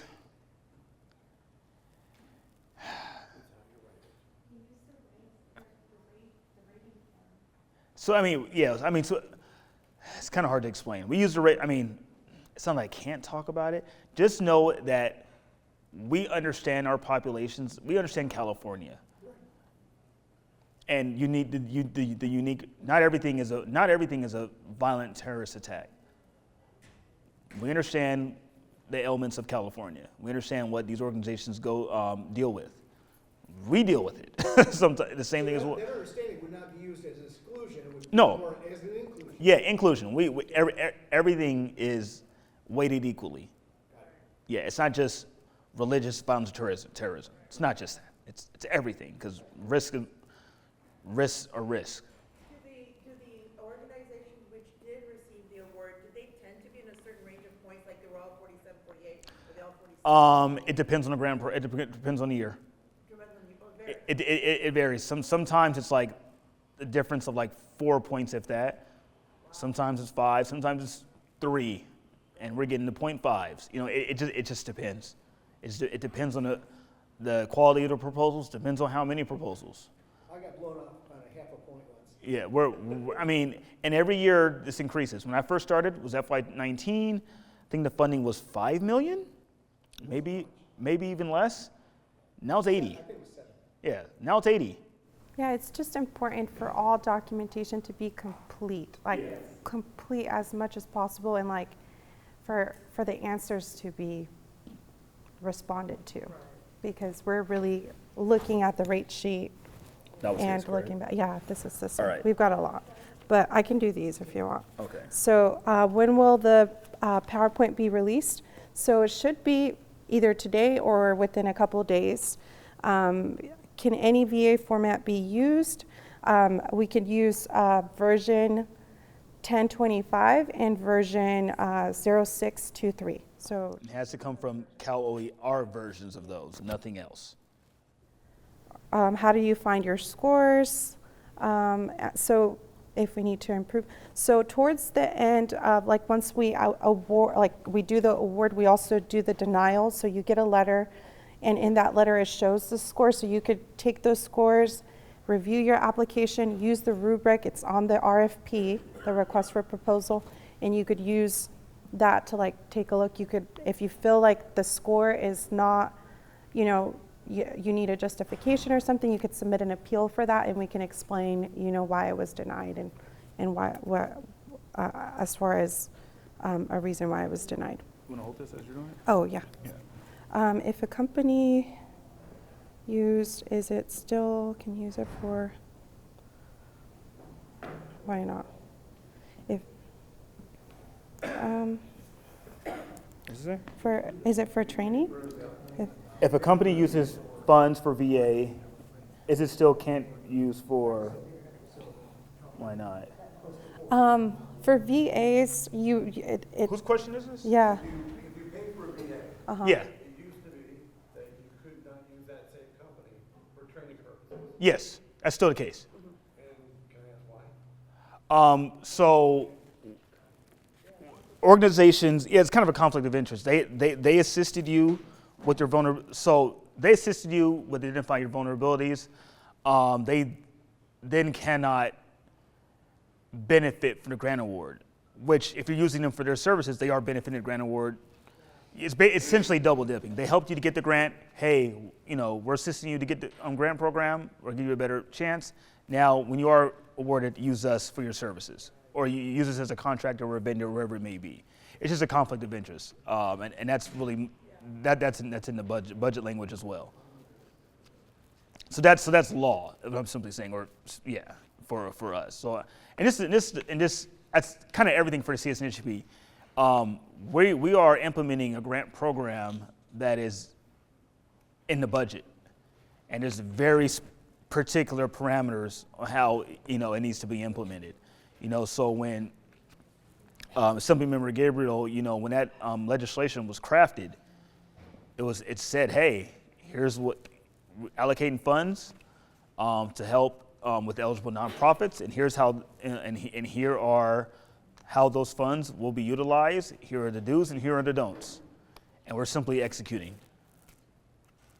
If you have an existing security company who knows your property better than anybody and did a walkthrough with you to identify your vulnerabilities, and you're already paying for them, you're not paying for them to do the work, they're identifying other vulnerabilities that you use outside contractors for. So why wouldn't that be an acceptable document? Acceptable document or acceptable practice? Well, I mean, Like for them to later benefit. Let's say they are awarded. Your organization is awarded, and then you want to use them for their services. well, you're already using them, but they've gone through and done a VA and tell you what kind of cameras you need, how much it's going to cost for bollards, what kind of fencing, reinforcement you need. And that's part of your assessment, that's what you're asking for. They're not providing that service, so So- would that VA be acceptable? No, the VA's fine. She's requested also security as a part of her grant. Right. Yeah. So Same conflict of interest for you. so are you saying that your security company assists you with your VA worksheet, and then if you're awarded, you're then going to contract that security company for services? They're already on security. Yeah, reimburse them. Yeah, you can't do that. Yeah, and part of it also is, we want to give we want to give opportunities for other businesses within the state of California. This grant program also helps other businesses, receive service, right? The easiest thing is now we can do our own VAs. Yeah, and that's why I allow for self-assessments. The easiest thing that you didn't hear is have someone else do the VA and we sign our name that we did the VA with. I didn't say that. I know that. That's why you didn't hear that. So it's scored. There are no bonus points for newbies. Why is the funding history? Okay, so why is the funding history important? So the question was essentially, why is the funding history important? It's just information we capture. We also do coordinate at times, cross-reference with NSGP, and sometimes it's also a mechanism for us to identify bad actors or people who've had issues in the past. Once again, that is a consideration we're taking into account. Hey, this organization, they applied first time for the CSNSGP, but last year for the NSGP, we found them to have pretty significant fraud, and and for very specific projects, and it looks like they applied for those same projects again. We're going to look into that. I have a follow-up on that, please. I write for a diocese, Catholic diocese. Mm-hmm. Big umbrella, lots of parishes everywhere. Mm-hmm. So the diocese has the FEIN, but Church A and Church B might have got a grant before, maybe this time it's Church G. Mm-hmm. Do I have to disclose the funds that were awarded to the diocese? Or Only to the applicant, so the recipient. The applicant would be the diocese, the recipient would be... No, the applicant would be the organization that's applying for so like the individual parishes. Now, they're using the diocese in order to receive funding. Remember, and here's the key thing, this is why we're asked for the use of FEIN, any FEIN question. State monies are paid through the state controller's office. We have to comply with their regulations. That's why we need the FEIN number. Right. That's why we need an eligible FEIN number and permission in order to utilize that FEIN number. So yeah, we're aware of parent organization, diocese, things like that. Funding history only applies to the organization that's applying. That's not the diocese. They're utilizing diocese FIN number for funding. But, Saint something Catholic Church, it's only regard to them. Yes? Cross-reference for and then you said an acronym. NSGP, that's the Federal Nonprofit Security Grant Program. Oh. Yeah. So ours is the state nonprofit. There's a lot of confusion right now with it, being released around the same time and webinars happening at the same time. So there's another question on here. It says, do I need a UEN? UEI? No. No, you don't. Previous grant years we did that. We got away from that, so no UEI number. The reason why it's on the VA worksheet is because NSGP uses the exact same document. So both programs use it. NSGP, federal NSGP through FEMA, they require a UEI number. CSNSGP do not, so please just disregard it.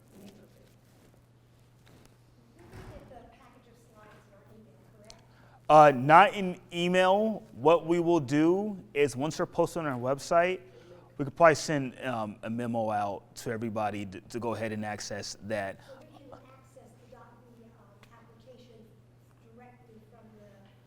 So the announcement? From the announcement. So, or the GMM. So the GMM, which is a memo that went out, the RFP that's posted on our website, and everybody should have gotten that email blast. If not, send us an email to csnsgp@cal.gov, and we'll provide you the link to the RFP, which has the memo, application, VA worksheet, everything. Can you just post the documents under that tab, the CSNSGP fiscal year 2022, so people can access It should be up right now. We're working on it. Yeah, I think it should be posted today or tomorrow. Yes. Yeah. Email CSNSGP@caloes.ca That is the unit email to our grant program. Send us an email, say, hey, I would like a link to the memo or the RFP. We're not going to send you anything regarding the presentation yet until it's posted publicly for everybody else. Also, with that being said, everybody should have received, if you sign up for our email distribution list, when we sent out the memo for everything, there was links to webinars. Now, we had one yesterday. It was a network. If people were part of that, there was a network outage essentially that happened during. Apologize for that one. But if you click on the link to the first one, a recording will play. This exact same information that you can pause, watch at your own leisure at any time. But yes, we will apologize for what happened yesterday. That was out of our hands. There was a whole facility outage that had disrupted everything. And we had some cancellations at this. Yeah. So it was, yeah. But it didn't show any scores. It just said we had that many applications and that many got. Was it a denial letter or an eligible? No, denied. If it was denial letter, it should have showed your score. I have it. It's just a letter that it says we didn't take your application. But the subject line is denied. Okay. Send us. Write anything about the scores. It didn't say you received a certain score out of something? Okay. Send, It should have been on there. you can send us. Send us an email. Yeah, send us an email. Send us an email and we'll get back to you on that one and see if we can pull it up for you. But Yeah, yes, we could track back with like the your email score should have been submission. posted. Yeah. Okay. We had that many applications and that many got selected and were Wait. Was this a denial or when we released our allocation? Denial? Okay. Yeah, send us an email. Yeah, send us an email. And if there was like a. Explain that. Yeah. We'll get back to you. Mm-hmm. On page 2,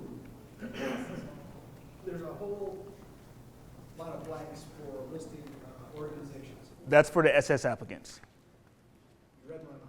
So if I'm not doing SS, just ignore page 2. And if you click no at the top, That won't show. it'll black it out. You can't even, it'll lock it. All right.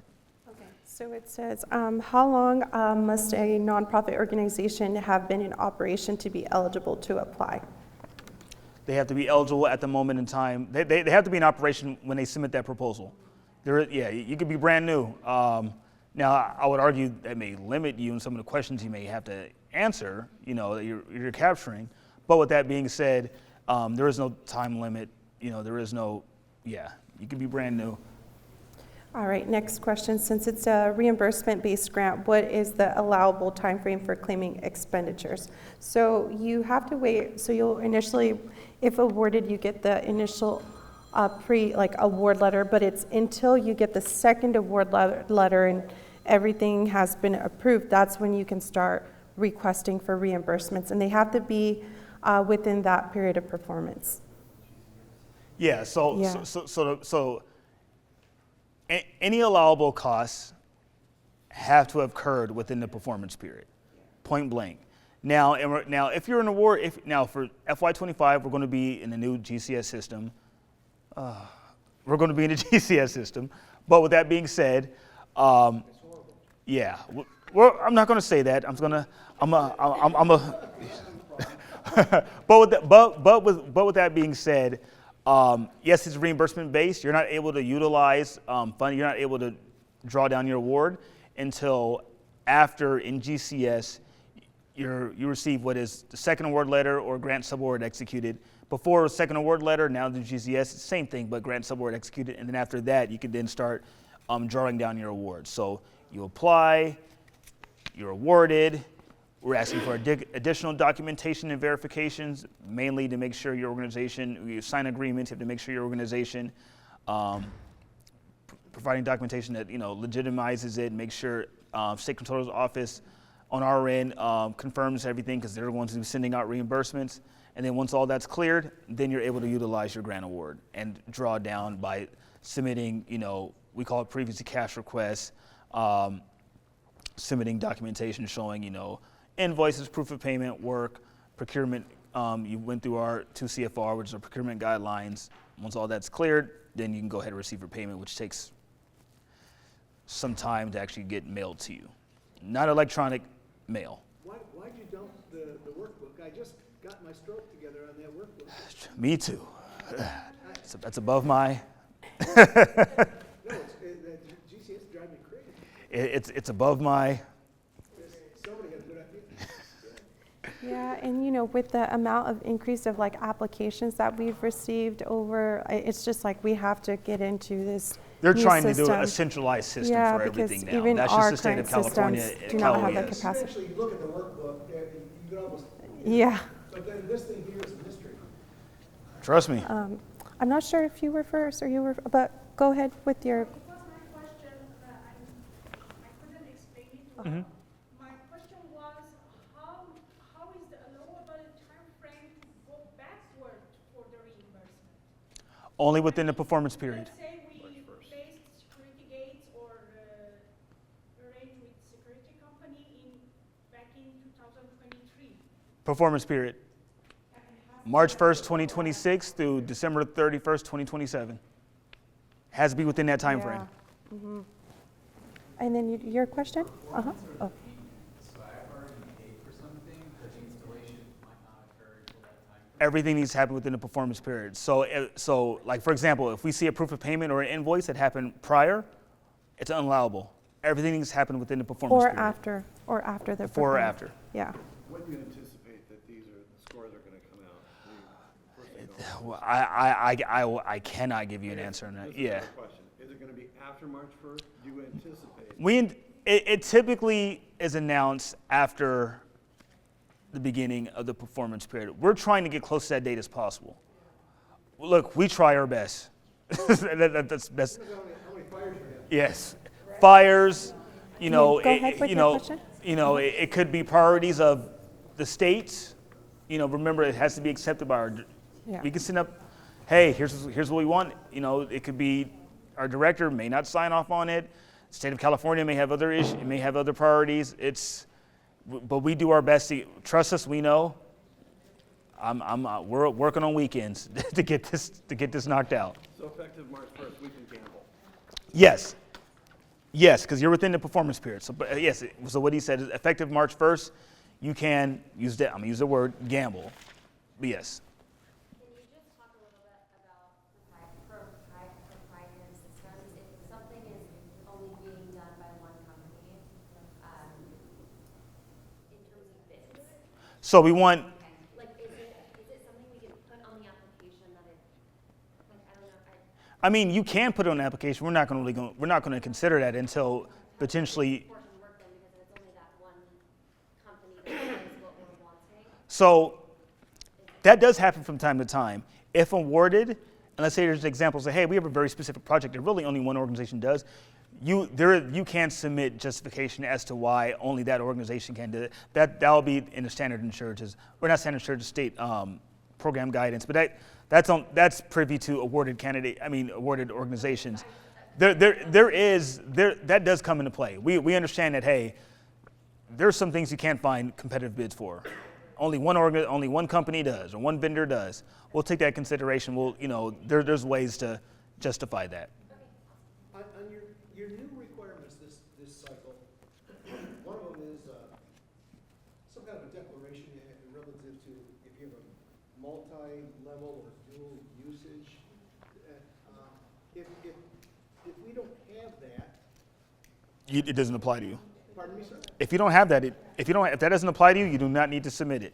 Okay. So Yeah. you don't have to submit something that says I don't have this. No. We just skip it. Yeah. Yes. If that applies to you, you have to submit that. Only things that are required, for sure are required, are the Google Map, footprint, and the Rent or own lease. lease. Yeah, owner lease. Yeah, showing you have ownership of that structure. I use iOS because Windows gives me a rash. So a lot of these forms came from feds and they use Windows exclusively. And I've struggled for years trying to make everything work. And I've even had to convert and reconvert files to get them formatted back so they can be submitted to you guys. Giving the image in that little square working on a Mac is sometimes very problematic. Then you can attach it to the, so you can, you're talking about the VA worksheet? Yeah, Yeah, so you can attach it to the end of it. so in the block where the picture's supposed to go, just put see attachment? Yeah, and we'll look. I won't get dinged for that? No, you won't get dinged for that because we understand that that's part of, that's a formatting thing. Now, that doesn't replace that doesn't replace the supporting document showing like the Google map. Like that doesn't replace that. Explain it a little bit, because I'm not sure I understand exactly. So, in addition to, your proposal consists of application, VA worksheet, own lease, map footprint, and potentially, depending on your organization, dual usage and FEIN. Oh, so that, this sounds like a new requirement for the map as an attachment. Yes, it's a separate, it's part of the proposal now. So in the VA worksheet, if I can't find a way to insert that map. Attach it at the bottom, Attach it. at the VA So worksheet. that means that I'll have two attachments, two Google things. No. You'll have one VA worksheet Right? with added pages. So it's still one document. You just added an additional page with that. So that's the VA worksheet with the addendum of the Google map on it, okay? Yeah. But then, You'll have a separate then I'll have attachment with the Google map. another Yes. image. Yeah, Yes. because Could be the same image, Could be. potentially, yeah. on a separate sheet of paper. Yeah. Right. Okay. Why are we asking for that? Because there 'Cause have been we've had- times where, yeah. I mean, once again, on the VA worksheet, that aerial photo of your organization, of your facility, many people don't include that. That's just the reality. Many people don't include that. With that being said, there have been times where what they submitted was not true. Well, you're playing whack-a-mole with crooks. Yeah, it's unfortunate. So is the application form gonna be iOS friendly? Because that's been a big issue. My understanding is, it's a PDF fillable form. My understanding is it is. Now, practically, is it? I'm not sure. It seems like it's not. My understanding is it was built for iOS and Windows. Because if I take a PDF, excuse me, if I can't get the PDF to work right, and if I if I create the document in Word, and then convert that Word document to PDF, what's gonna happen is this. It's going to be altered, and we're probably going to rule it ineligible. It's going to look, yeah. So This is what I'm asking, because on your stock PDF form, you got a little skinny window and a bar on the side that Yeah. slides up and down, okay? You can't read it, if you got a long blurb, you can't read it all at once, so you have to scroll it up. yeah, If I make this document in Word, then And convert it. you're gonna lose that. PDF, it's gonna show the whole thing in PDF form. yeah. But it won't have the slide bar. Yeah, you're gonna Is that lose it. disqualifying? No, that's not disqualifying, but we can only read what we can read. So, for example, if we can't scroll down, we can only read what's present. No, it's just the opposite. If you take a Word document, convert it to PDF, I don't mean to get too far in the weeds. No, you're fine. But if you take a Word document and I generate all the requirements in Word, then I convert that to PDF, you can read everything without the slider bar. Oh, okay. So ideally, Is that going to that will, yes. And because that's qualified as an altered, we want you to use the form as it's on the website. So I guess when it boils down to it, my suggestion would be just try to use it on Windows. You're a bad man. I know. I apologize because if iOS and that's something we can bring back. We'll go back to SAC and kind of talk I've with. struggled with this. for Yeah, years. we can talk to them and say, hey, how can we make this up? I thought this was addressed previously. Clearly, it's not. But we don't want altered application forms because people have used that in nefarious ways. But you want it in the fillable form. We want it in a fillable form. When we send it back to you. Yeah, ideally, yeah. You go on the website, download that form, fill it out, save it, send it to us. In the previous applications I've done, I don't remember ever physically signing the VA page. Is that a new thing? It was present, it went away, now it's present again. And you'll take an electronic signature? Yeah. We take both. So there's a question here. If a school operates as a DBA of a church, shares the same nonprofit EIN, but has a different address from the church, is this eligible for the grant? It's eligible. It's eligible. Make sure that the project location address is what you're actually intending on the location to be, as well as the name that's on the application must be tied to whatever FEIN number you're using.